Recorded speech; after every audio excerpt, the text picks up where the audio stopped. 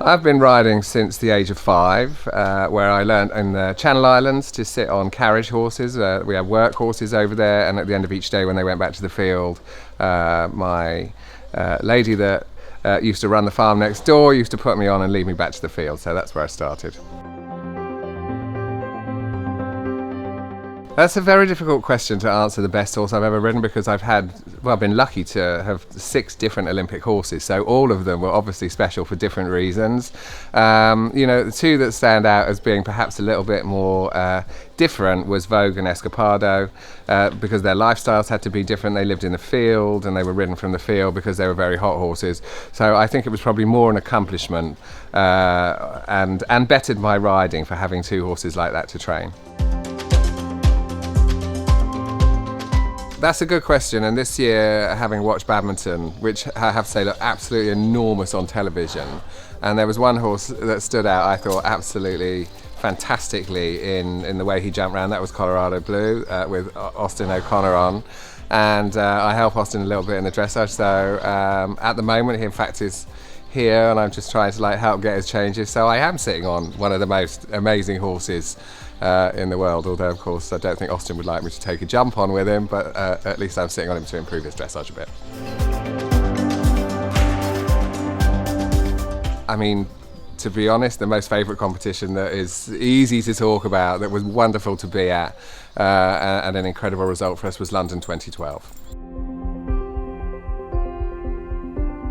I mean, everybody's different in a prep before a show. I mean, I like to be surrounded by people. I like to keep my mind off what's going to happen, because like most riders, when you get on board, your nerves disappear and you focus on the job on hand. It's always, the hours before when you're left thinking about it, wondering, what your result's going to be. And of course, most of the competitions we do are very high pressured. So just being surrounded by people that keep my mind busy and keep my mind off the job that's coming later on in the day. I mean, the pressure, as we know, competing is quite intense nowadays, especially, when we're talking about championships, and, the last 14 years I've been on a championship team each year, so you'd think I'd have got used to it by now, but it doesn't actually get any easier. And I think that's all because of expectations, because, people expect you to do well. They never allow for the fact you might have a bad day at a championship, because of course that would be a disaster for your team, especially when there's only 3 members on a team and every score's counting. So, you just have to learn to how to deal with your nerves, and again, surround yourself with the right people. If you haven't done a lot of competing, there are shows every week in this country. I mean, all you have to do is look in the schedule, they are everywhere. I think if you are a nervous competitor, you do need to compete a lot to actually combat those nerves.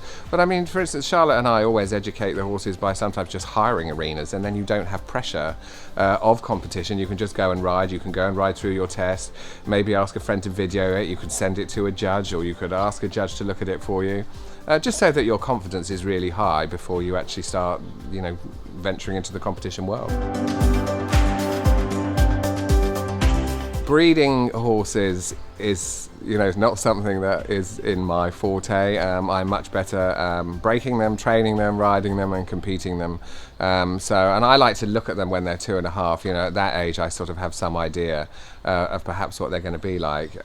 Looking at a foal or something under 2 years old, it's quite hard to gauge how they're going to turn out, so I leave that to the experts. Vallegro is wonderful as always, fatter than ever as always. This is his favourite time of year. I mean, we have to restrict his grazing, but he is alongside Utopia. They both go out every day up in the orchard, up the drive there, and they're still ridden. So they're still very much loved. They're part of the family, and Vallegro still has a lot of fans who come here and visit him, and at our monthly demonstrations, or generally just people that send emails saying, can they come and visit Vallegro? He still, I think he still retains a huge power that people just want to come and have a look at.